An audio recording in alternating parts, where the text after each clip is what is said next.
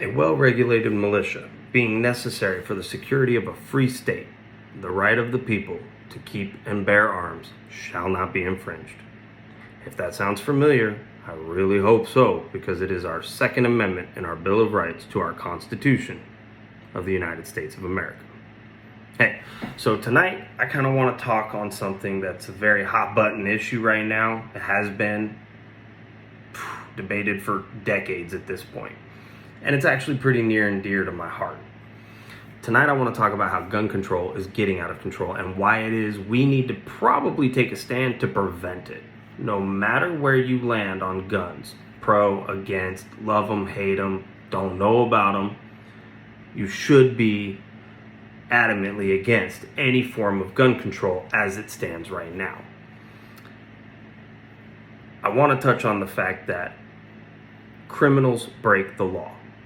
Okay, let's agree on that one. Criminals break the law. Creating a new law is not going to make a criminal change his mind, change his enterprise, and turn over a new leaf and become an amazing citizen.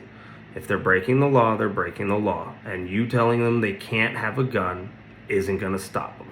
That's just number one. Plus, it's a tool of their trade. That's what they use to commit other crimes. It helps them commit other crimes, including the violent ones that I and many, many millions of other people seek to prevent them from being able to commit against ourselves and our loved ones.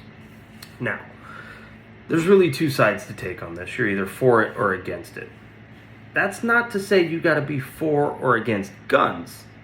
I'm just talking about the regulation of them and the laws regarding them.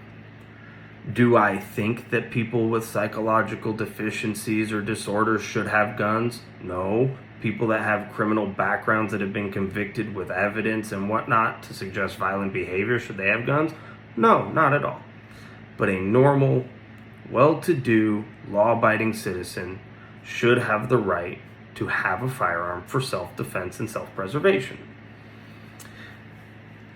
Some of the anti-gun control arguments that you might hear out there might seem a little convoluted or maybe even kind of kooky, but I kind of want to touch on just some of the base ones, okay?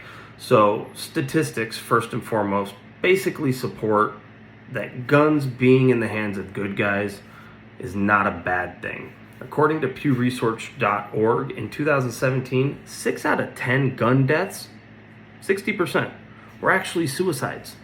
They weren't committed from one person to another. It wasn't an inadvertent shooting or a negligent discharge. It was literally somebody choosing to take their own life. Now, if someone is that adamant about taking their own life, God forbid, I really wish nobody had to be in that situation to have to feel that way. But if someone's determined to do that, what does removing the gun from the equation have to do? As a paramedic, I see it constantly. Pills, knives, razors, jumping from high distances, jumping into traffic. There's too many very obvious, very potentially successful methods for doing that. Removing the gun isn't going to change that. And to use suicides as a method of arguing against guns seems a little irresponsible, because you're taking the ability for people to protect themselves away because people who probably shouldn't have already had guns were given them. So that's the number one. That's one of our main points.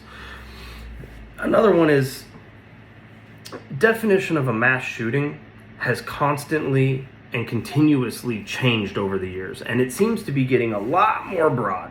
It used to be that many people had to have been shot in the commission of an illegal shooting. Now it actually only requires 4 people to be injured, and it doesn't specify that they have to be shot at or that they have to be hit. If you sprain your ankle running away from a shooting that's occurring, even if it was meant to be between those two for whatever reason, call it gang violence, if 3 people run away from that shooting and sprain their ankles, it's now classified as a mass shooting. So any of the numbers you're hearing on mass media talking about, oh, we've had 45 mass shootings in March, why is it you're not hearing about all of them? It's because it's barely making it in based on an arbitrary definition and creating of a statistic. So be cognizant of that. A lot of the information that comes out, especially via mass media, is kind of twisted to fit a narrative. And let's be frank, mass media, generally speaking, is for gun control. It is what it is. I'm not trying to call anyone out. It is what it is. According to the CDC, CDC.gov specifically, 60,000 to 2.5 million occurrences every year of guns being used in defensive measures or defensive situations. 60,000 on the low end. That far surpasses the estimated 40,000 gun deaths. Keep in mind, 60% of those were suicides. So using a gun to save one's life or using it in a defensive posture occurs 20,000 more times minimum a year than how many people die a year from guns, no matter the intent. That should say something.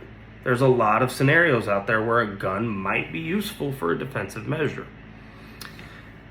Another concept is a good guy with a gun is the best answer to a bad guy with a gun. You ever heard the term, you don't bring a knife to a gunfight? Like, pretty much stands here. If someone's trying to rob me with a gun, a knife's not going to do much. Or if someone's trying to harm my wife or my kids, a knife's not going to do much.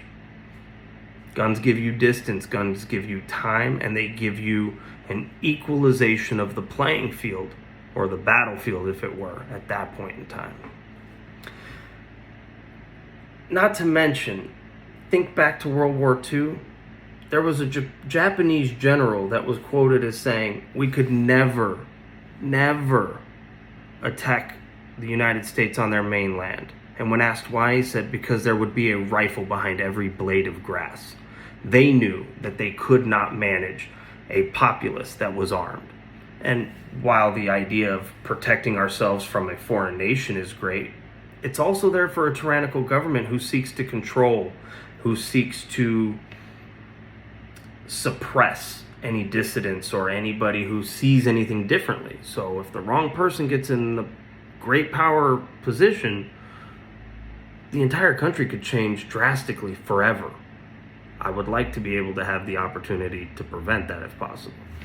Now, a couple factual cases that are coming off of oyez.org and law.justia.com. Here's two cases that might change your mind on a few things. District of Columbia versus Warren. General outset of this is the decision came from the Supreme Court that the police are not required to provide police services to individual citizens. This came after somebody died and had to be raped and beaten for multiple hours while 911 was called no less than 3 times and the police never showed. They were let off the hook by the Supreme Court saying they're there to protect and serve the law, not the citizens. Keep that in mind. Also, DC versus Heller. DC versus Heller came out and said it's the right of the people to keep and bear arms. Keep that in mind, the people, not a militia. So whether or not you're for guns, against guns, like guns, hate guns, think they're great, think they're ugly, whatever, try and think about this when you're in the ballot box next time, or when you're considering a gun control measure. You don't have to like guns. You may not like guns, but don't take away the ability of another law-abiding citizen from protecting oneself. It's up to you ultimately, but if you don't have the ability to protect yourself and somebody else doesn't have the ability to maybe protect you, please remember, when seconds count, cops are only minutes away. Have a good night. I hope this made you think.